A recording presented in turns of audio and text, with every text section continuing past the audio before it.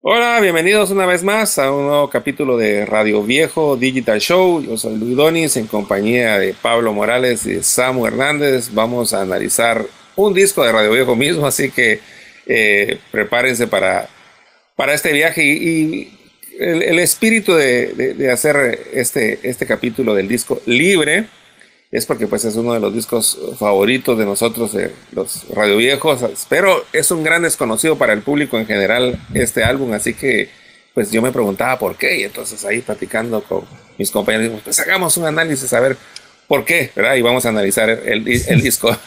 Bienvenido, Pablo, ¿cómo estás? Bien, gracias por la invitación. Una vez más, con todas las ganas de platicar. Ahí tengo varias preguntas para usted, porque realmente no siempre tenemos la oportunidad de tener a la persona que grabó. Es más, quizás no sé cuándo volvamos a tener la oportunidad, a menos de que hagamos discos de Radio Viejo, porque imagínense que Juan Carlos hubiera estado en el episodio anterior de Bohemia, las cosas que nos pudo haber contado del nuevo álbum, ¿no? De cómo se llegó al sonido de esas decisiones. Pues acá en esta ocasión tenemos la dicha de tener al cabeza de esta banda y que produciste el álbum, según tengo entendido, fuiste vos el productor, entonces vos puedes darnos muchos insights acerca de lo que fue la grabación y edición del álbum libre. Buenísimo, bienvenido, Samu.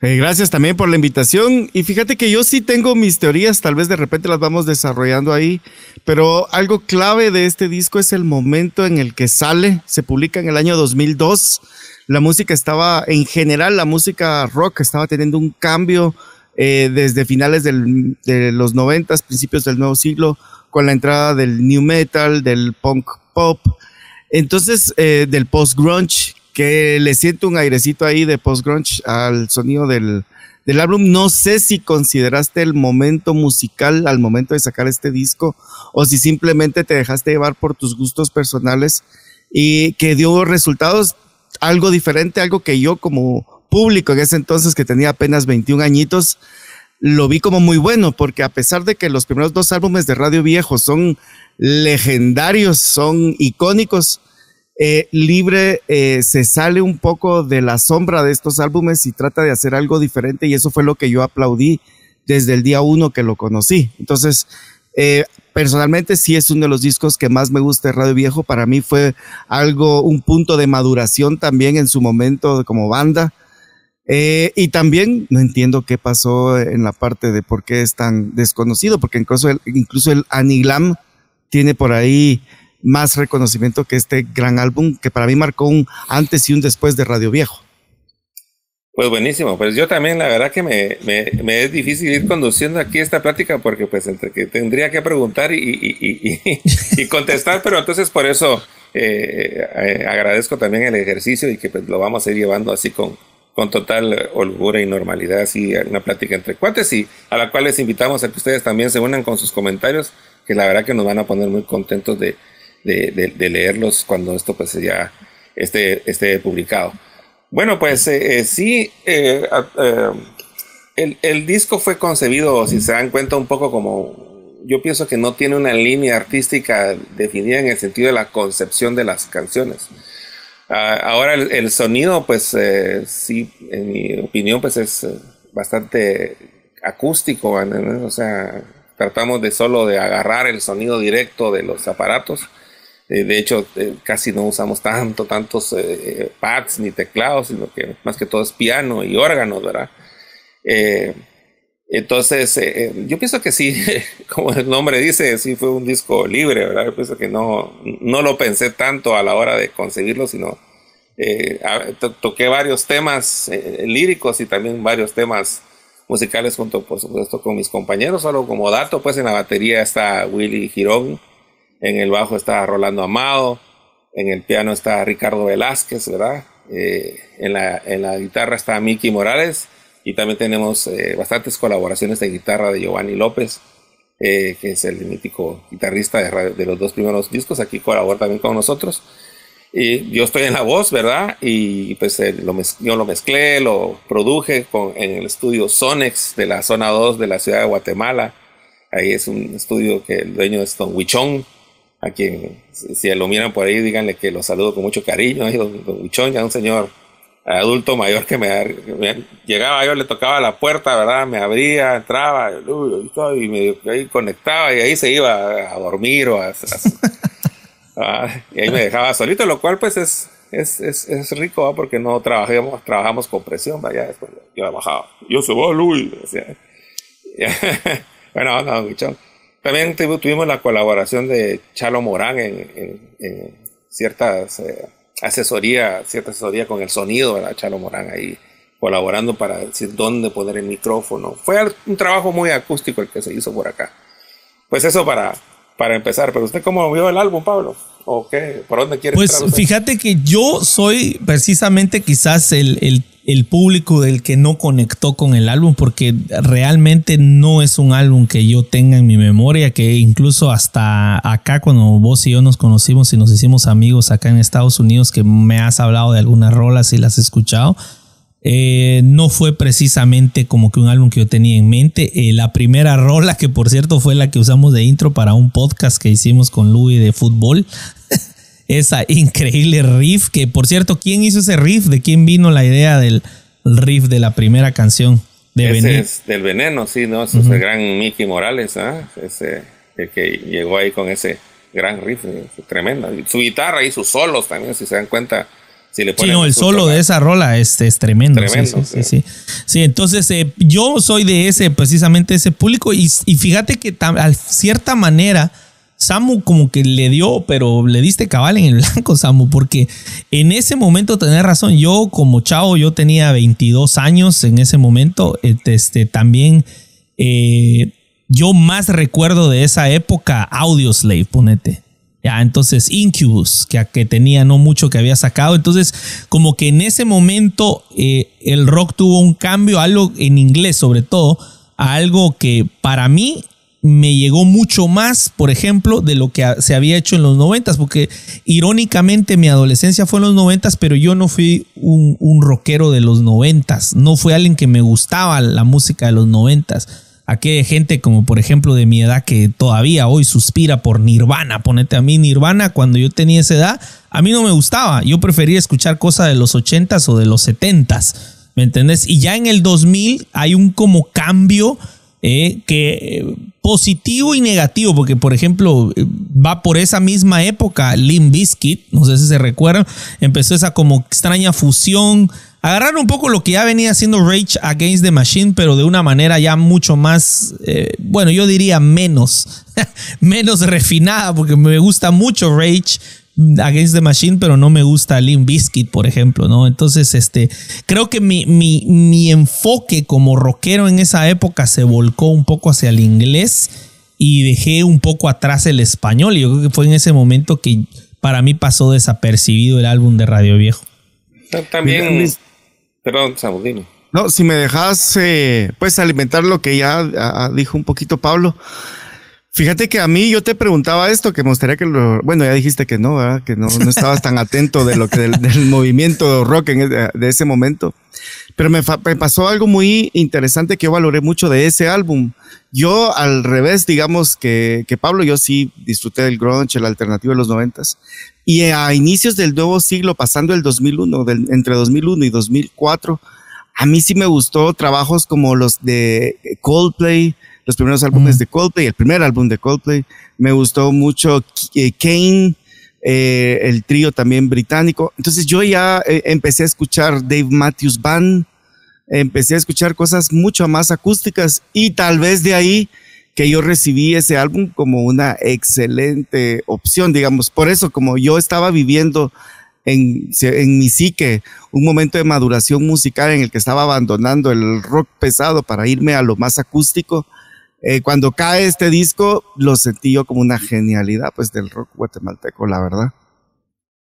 Pues gracias, ¿no? Y fíjate que también atendiendo un poco la cuestión de por qué estuvo un poco como oculto, ¿verdad? Es precisamente de ese aislamiento al que me metí, y de hecho yo grabé ese disco de esa manera que les decía en ese estudio donde pues casi estaba solo y solo llegaba el compañero músico, ¿verdad? O los, ¿verdad? Y analizábamos ahí, estábamos ahí metidos, pero pues yo había pasado la tragedia ahí de la muerte de mi hermana, y mi papá ya tenía cáncer y murió en esos días, ¿verdad? Entonces, yo le adjudico eso a que pues verdaderamente la promoción, sí, tal vez no le eché nada de ganas, ¿verdad? O sea, no tenía yo cabeza como para eso, andaba... Cabal, ahorita que estábamos haciendo este análisis, pues es como de contarles de que esos son unos días que andaba yo como zombie, ¿verdad? O sea, tengo recuerdos, pero no. ¿Verdad? O sea, y verme perdido, ¿verdad? De repente me encontraba en lugares y pues que ya no tengo dinero como para ir a mi casa, ¿qué hago? Entonces, además son cuate, ¿verdad? Pero, o sea, no estás en la jugada para nada. Entonces, pero pues, gracias a Dios y a la música que pudimos enfocarnos en tratar de hacer este disco, que tal vez nos ayuda a no volvernos locos y a que pues seguir adelante, ¿verdad? Y de hecho, lo que traté de plantear ahí es, si se dan cuenta, y lo vamos a ir analizando, en las letras son salidas salidas a esos momentos difíciles, y al mismo tiempo trato de dar ideas o diferentes tipos de ideas de planteamiento, como bueno, para ir aquí, para dónde nos tendríamos que ir, ¿verdad? Entonces es un conjunto de ideas y de opciones y de planteamientos que se nos da a Radio Viejo y a la música en general, ¿verdad? No queríamos seguir en una línea, sino que pues ya les queríamos plantear diferentes ideas artísticas, ¿no? Bueno, entonces pasemos a ir de canción en canción y de la mano de ir analizando otras anécdotas y preguntas, ¿verdad? La primera canción es El Veneno.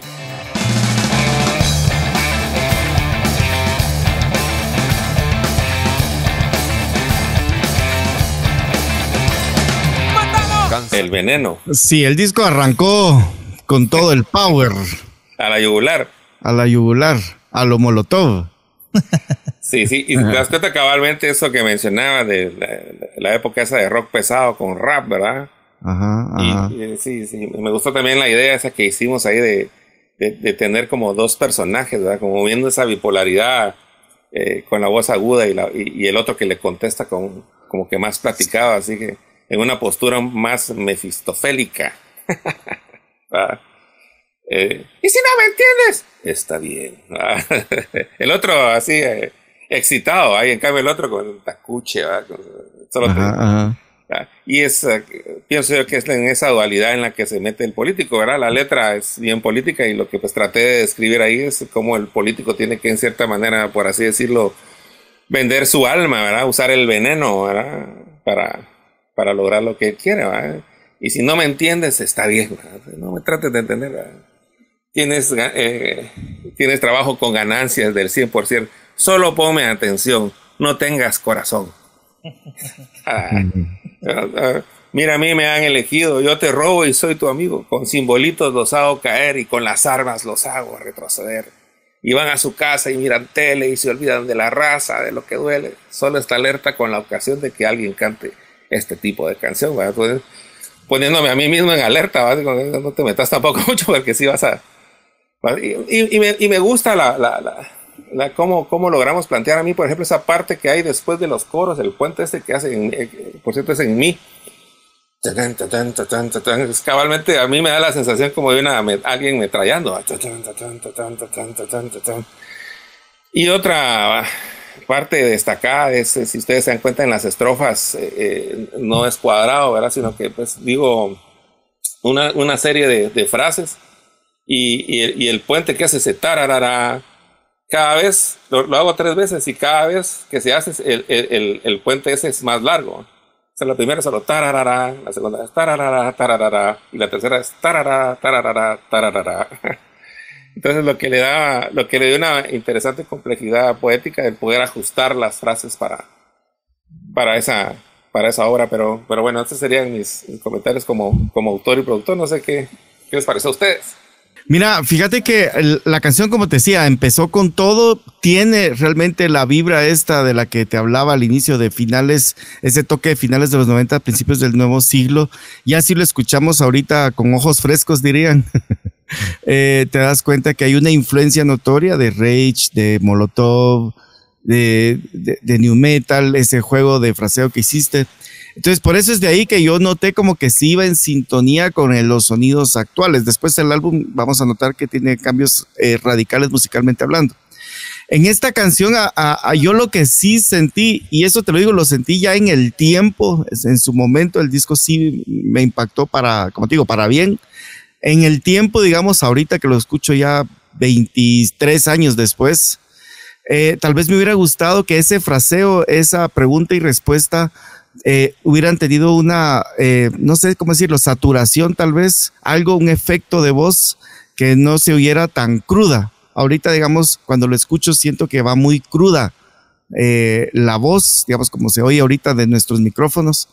Entonces me hubiera gustado que se hubiera jugado con algún tipo de saturación que le pusiera como una personalidad más rock del momento, digamos, de lo que se está viviendo. Tal vez no hubiera envejecido tan bien la canción, no sé, pero digamos ahorita noto como que la voz va demasiado cruda. Sí. Samu llamando a una remasterización. Mira, yo diría, y eso bueno, pues soy tu amigo, creo que te lo puedo decir, ¿no? Yo cuando decís que lo produciste, yo creo que lo dirigiste, porque tal vez no es tanto la producción en el sentido de que el trabajo del productor es darle un sentido a todo el disco de un mismo sonido, de acuerdo al momento y tratar todo más o menos lo que está describiendo Samu, ¿no? Para mí el disco no es así. Para mí el disco es bastante emocional y te lo decía a vos por teléfono, casi teatral, ¿no? Como que hay un aspecto, y lo vamos a ver más en otras canciones más adelante. Por eso es que como no tiene este eco del que más o menos o algún tipo de efecto como el que habla Samu, me da esa impresión más como de una obra de teatro, ¿me entendés? O sea, que yo lo escucho y me parece más un musical a veces, fíjate. O sea, un musical porque en cierta manera es como que están los dos arriba del escenario, o está uno, o es incluso Gollum, ¿no? Contestándose el uno al otro, pero como que está proyectándose. Es una proyección de emociones y de ideas de una manera teatral. Cuando digo teatral, obviamente me refiero al escenario, ¿no? Al escenario de subir como actor y protagonizar algo y decir algo, y menos ese aspecto como del rock de la época, digámoslo así, ¿no? Entonces, creo yo, al menos esa es la sensación que a mí me da, así como Samu dice, escuchando el disco 20 y tantos años después. Claro, yo no lo escuché, para serte honesto, cuando en esa época yo lo vine a escuchar hasta acá, a Estados Unidos. Entonces, pero yo lo escucho y me da esa sensación, sobre todo porque van a haber otros momentos durante el disco que voy a volver a mencionar esto de lo teatral. Ese es el aspecto que me da a mí ese inicio, ¿no? Que son dos personas, pero es la misma, porque es Louis Donis, ¿no? Entonces, como que hay una cierta dualidad interna ahí entre lo que se está expresando y lo que... O sea, que la parte, digamos, que hasta cierto punto Louis entiende al político de lo que está haciendo, porque al final es el juego que le toca jugar, el papel que debe representar, pero también entiende la otra parte, ¿no? Que es como la contestación. Entonces, personalmente se me hace teatral esa parte. Pero a mí me distrae en esta canción la guitarra, la verdad. Te soy sincero, me cuesta ponerle atención a la letra porque estoy tan concentrado en la musicalización. Me roba la atención porque sí se me hace excepcional esos riffs, que sí. Para mí, con el paso del tiempo, si nos pusiéramos a hacer un programa que hablara de los riffs más importantes del rock guatemalteco, por ejemplo, ya sabemos, se nos vienen a la mente varios. Yo creo que este tendría que ser uno de ellos, porque realmente es un riff, ahí sí que como diríamos en ondas futbolísticas, de otra liga, ¿entendés? O sea, es de otra onda. O sea, la verdad tiene algo que a mí me parece, me hubiese encantado escucharlo en vivo, ¿me entendés? O sea, a ver, así con los amplificadores y a poderlo vivir en vivo, porque tiene una fuerza el riff y el solo también, El solo me parece excepcional, ese aspecto de la canción, la parte de la musicalización ahí, a mí en lo personal es lo que me roba.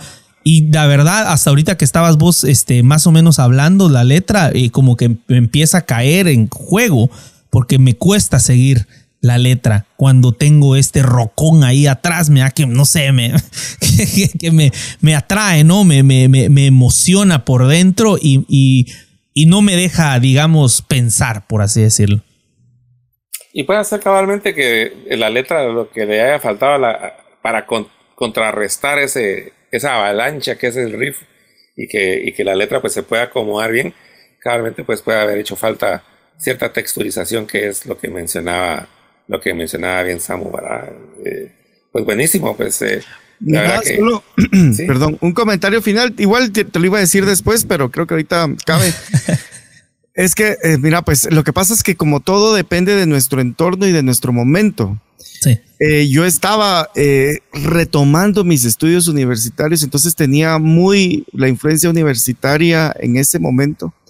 Y entonces a mí todo el juego del álbum que haces con la voz, de hecho, se me hace muy a lo Fito Páez, incluso Facundo Cabral, retomando un poquito lo que decía Pablo, pero yo lo entendía como es tal vez no teatro, sino como esa expresión en donde tratamos de que la música sea un acompañamiento y el mensaje esté como muy de frente.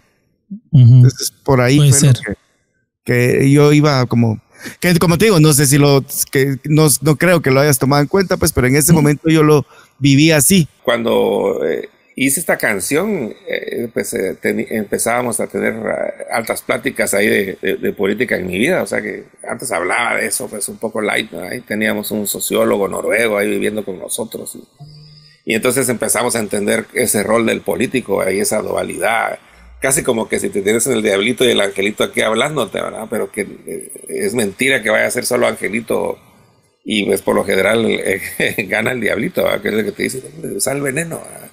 Y también demostrando o dando a entender que pues el veneno es la palabra, ¿verdad? O sea, cómo con las palabras pueden llevar a las sociedades a su destrucción, ¿verdad? O sea, hacia el engaño. Y con esa teatralidad que bien dice Pablo, que la tratamos también de dar como códigos teatrales, que es lo que también se usa, que también se usa para ello, ¿verdad? Yo estoy orgulloso también de la letra y obviamente al igual que Pablo sucumbo a los pies ahí de Mickey Morales cuando ensayábamos. Imagínate ahí con su marchalón ahí. No, tremendo. Sí, Hasta acá un saludo y mi respeto siempre al gran Mickey, qué buena onda ahí que nos colaboró y le dimos rienda suelta a esa bestia que lleva ahí aquel adentro. Tremendo mundo, ¿no? En Guatemala hay una serie de músicos. Por lo que pasa que como nuestro mercado es pequeñito, pero que merecería un realce, aquel y Giovanni López, o sea, los músicos con los que ha trabajado Radio Viejo y los músicos de otras bandas que son, como decimos, de otra liga, que no merecen el mercadito que tenemos en Guatemala. Pasemos a la siguiente ronda. Muy bien. La siguiente, Libre, que es la que le da el nombre al álbum. La que yo diría la más Radio Viejo del álbum.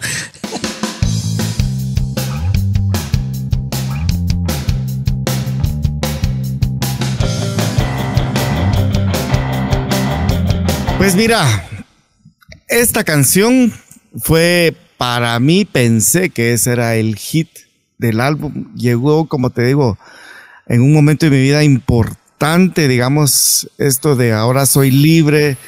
Yo estoy entrando ya a los 20 y tantos de años, empezando a hacerme responsable de mis decisiones y de mi vida y de mi futuro, de mi trabajo. Esta canción llegó, como para mí, esta canción debería de estar a la altura de Ángel, de la Pops, de Contigo Volar.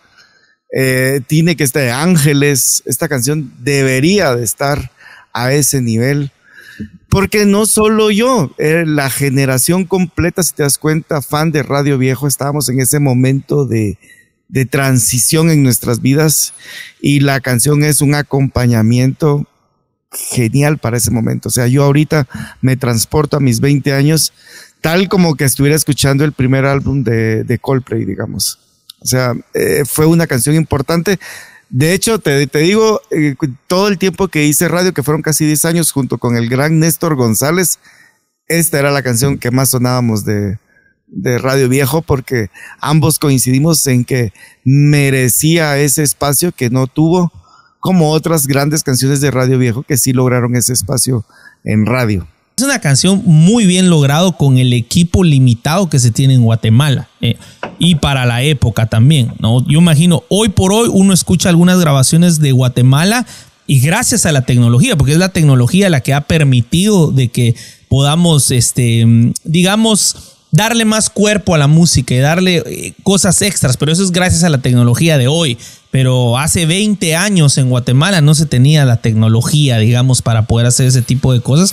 Yo creo que desde el aspecto técnico la canción es fantástica y desde el aspecto musical obviamente me encanta, es la segunda favorita para mí y recalco que me gusta el sonido de tu voz en esa, me gusta un poco más liviano, ¿me entendés? Es muy liviana y es lo irónico porque no es tan teatral, por así decirlo. Es lo extraño. En otras vamos a encontrar que te digo que siento como que si fuese un musical, como que Luis se vistió, subió al escenario y es como un monólogo que va a hacer, ¿no? Musical, ¿no? En este no, esto es puro rock Radio Viejo, es como suena incluso la nueva de Gitanos, ¿va? Que grabaste hace poco, es ese Radio Viejo, ¿no? Alegre, ese Radio Viejo, la letra muy buena, me encanta la canción, segunda favorita. Sí. Ahora solo para mencionar algo del tema de la producción, o sea, si bien obviamente le cambia el aura a una producción, meterle más recursos, yo siempre pienso en el álbum Nevermind de Nirvana, que tiene todos los recursos, un megaproductor, y pienso en el In Utero de Nirvana, en donde vuelven a hacer algo totalmente naked, y digamos en donde la calidad no fue la principal búsqueda, digamos, que tuvo la banda, y me parece que el In Utero es mejor álbum que el Nevermind.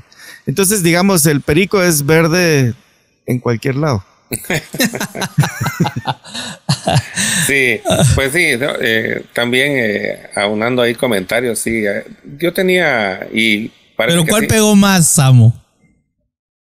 ¿Cuál fue el que pegó más y vendió más al final? El mejor producido, ¿no? O sea, sí. Es bueno, pero y ahí tiene que ver que vos puedas escoger entre que si lo producís más naked o lo producís bien, a uno que anda ahí rascando y viendo, comiéndose las uñas y que no te queda otra. Tratando que queda para comer no sé dónde está el álbum, pero no sé si tratando para ir a buscar chucos ahí por el parque. No. Isabel la Católica. Ahí me acuerdo yo cuando terminábamos de grabar, había una tiendita enfrente donde íbamos a comer panes con frijoles. Ahí, o sea, no. Nosotros no teníamos opción a lo que querés producir mejor. No. Voy a poner artístico, quiero hacer algo crudo. Eso era lo que había, mami. La grabadora era una Tascam bien bonita, la verdad que es un buen aparato ese que tenía Don Huichón ahí, es una Tascam digital de las primeras que había. Que yo también concuerdo con vos, Samu, cuando yo escucho esta canción, y por eso le había pedido a Louis los streams. Claro que los streams tampoco son necesariamente la medida, porque es más bien, hoy por hoy los streams son la forma de decir cómo envejeció la rola. O sea, eso es realmente cómo envejeció la rola, cuál es la que la gente sigue escuchando. Por ejemplo, ahorita estaba checando en la plataforma de Amazon Music, por ejemplo, la que más se ha escuchado es Libre. De todas en el álbum, en Amazon Music, la gente parece que ha escuchado más Libre que las demás, por mucho. Entonces, en términos de para Amazon, ese es el hit, ¿va? Pero como bien decís, en lo que nos mandaba Luis, que me parece que era de cuánto la gente ha escuchado en Spotify, me parece que esta era la que tenía más escuchas. A ver. Empezamos sin control. Luego tú pensarás en dónde he de estar. ¿Qué haré? ¿Qué pensar? Sí, fíjate, esta... Vuelvo a lo teatral, ¿no? Vuelvo a lo teatral. Hay una segunda voz que me susurra primero en el oído derecho y luego me susurra en el izquierdo. Una voz baja, pero que no tiene ese mismo... vuelvo a insistir lo teatral, porque no tiene ese espíritu de cuando haces una segunda normal que simplemente estás tratando de crear la armonía, digamos, del acorde, por así decirlo, ¿no? En la canción, sino que tiene una intención que es de expresar algo. O sea, porque no es simplemente una segunda normal como cuando alguien te está haciendo coro, sino que viene y te dice algo del lado derecho, te dice algo del lado izquierdo. Entonces, es a lo que yo me refería, Samu, cuando yo decía de lo de teatral del libro, digo yo, del disco, ¿no? Porque es bastante una manera de expresar algo. Ahora, si esta canción yo la hubiera escuchado en esa época, hubiera sido posiblemente mi favorita solo por el hecho de haber sabido que este tipo entiende lo de a huevo que se dice a pana sin gastar mucho dinero. Porque yo creo que esa era la onda de todos nosotros en aquel entonces. ¿Cómo nosotros íbamos a chingar a pana sin tener que gastar demasiado dinero, no? Yo creo que me hubiera encantado la rola, incluso solo por eso y también porque me fascina esa primera frase de donde nos besamos sin control. Si algún día volverás al lugar donde nos besamos. O sea, esa parte se me queda. Esa parte en esta canción es la letra la que se ancla en mí, ¿me entiendes? Pues no estoy diciendo que no está buena la musicalización, sino que simplemente que al contrario de Veneno, acá son esas frasecitas las que se quedan dentro de mí en la canción. Sí, Samu. Mira, a mí la verdad que esta canción también me gusta muchísimo y la verdad es de que Pablo me acaba de arruinar tal vez el disco para el resto de mi vida. Porque... Porque te prometo que yo no notaba tanto, no le daba tanta importancia al juego vocal que tenés, que sí, ahora ya lo noto más. Pero como yo insisto, digamos, por eso es importante que situemos el momento histórico en el que se plantea un álbum. Porque, digamos, yo en ese momento ya estaba descubriendo el rock argentino no tan viejo, digamos, de Babasónicos, que en ese entonces era una banda que estaba iniciando. Entonces ese juego de falsete o de hacer muy alta la voz no se me hizo para nada raro. Yo cuando la escuché en su momento me hubiera gustado más guitarra, pero hoy a través del tiempo creo que hubiera sido menos Radio Viejo si le hubieran metido más guitarra. Creo que la canción envejeció mejor sin mucha guitarra, digamos, porque el guitarrazo de la primera canción no me sonaba a lo que Radio Viejo venía haciendo en sus discos anteriores, en su propuesta general. Entonces creo que ahí le hubiera dado un giro total al álbum, porque se hubiera convertido en un álbum mucho más pesado. Entonces yo creo yo, a Luis nos dirá ahorita, que Luis está tratando de mantener el equilibrio del sonido que él entiende como Radio Viejo. Sí, sí. De hecho, fíjate que me inspiré bastante en los ambientes así medio surfers, por así decirlo. O sea, quería dar un ambiente así turístico, por decirlo así, ¿verdad? Hablando pues el centro es de un café y cabalmente la letra adquiere otro cariz porque no son como statements, ¿verdad? Como tal vez fuera el Veneno y... Bueno, el Veneno cabalmente es una obra de teatro, ¿verdad? Es un como guión, ¿verdad? Que en una plática y el Libre son un poco statements. Esta es un poco como descripción de la cotidianidad de lo que pues vivíamos, ¿verdad? De hecho, imagínate hablar en una canción en cierta manera como romántica, ¿verdad? Como que dice, pues que quiero ir a tomarme un café con mi amada, ¿verdad? Mientras las circunstancias del día a día nos separan, ¿verdad? Y yo en pana y teniéndole miedo a la policía, ¿verdad? O sea, todavía. O sea, al final es parte de lo que se vive en Guatemala, algo que pues tal vez en Estados Unidos no vivimos con esa intensidad. Aquí, de hecho, pues uno se empieza a acostumbrar a que los policías, pues si no estás haciendo nada malo, pues hasta alegre es cuando aparecen. Qué bueno, estamos más tranquilos, ¿no? En cambio, en Guatemala, pues todos tenemos como ese mal pensamiento. Ya viene la policía, ¿verdad? Entonces... Todavía. Sí, y es una canción como solo a mí me encantan los detallitos que pusimos. Tratamos de dejar eso, y como bien dices tú, de no llenar mucho para que se pudiesen apreciar los detallitos y los toques de buen gusto que meten los músicos, ¿verdad? En este caso, las guitarritas que hace Mickey. Además, Mickey le gusta también así, entonces no lo quería yo forzar a que llenara de más, sino que diera él lo que él quería. Sí, pues es una canción bonita, una canción bonita. Y otro comentario tal vez que me viene a la mente ahorita en esta altura de la que estamos analizando, es que en esos años yo tenía mucha influencia de Supertramp. Sí, se nota. O sea que entonces cabalmente por eso es que es ahí un poco la teatralidad. Quería también escuchaba mucho Spinetta y el disco este Invisible, ¿verdad? Que no es que lo tratáramos de emular, ¿verdad? Pero lo que sí, totalmente diferente, sí, pero sí hay un espíritu, digamos. Ajá, en el espíritu ese de teatralidad, ¿verdad? De quererlo dar, ¿verdad? Entonces estábamos escuchando ese tipo de musicón y lo tratamos de plantear así en diferentes rolas. Entonces no tuvimos miedo como de cambiar de sintonía, ¿verdad? Porque como bien decís, o sea, ¿cómo haces un disco con una canción como El Veneno y una canción como esta o una canción como Seti, que es la del final, que solo es un piano y alguien cantando? O sea, es una locura, porque se podría decir que las canciones no tienen mucho que ver, nada más que, pues, que son los mismos músicos y los mismos artistas que la componen, pero si te das cuenta también la portada son como diferentes, un punto central y se va abriendo colores, pues porque es, como te decía, estábamos proponiendo nuevas inquietudes y nuevas ideas, ¿verdad? No sé si nos da tiempo para la otra canción. Sí, claro, pongamos La Vida.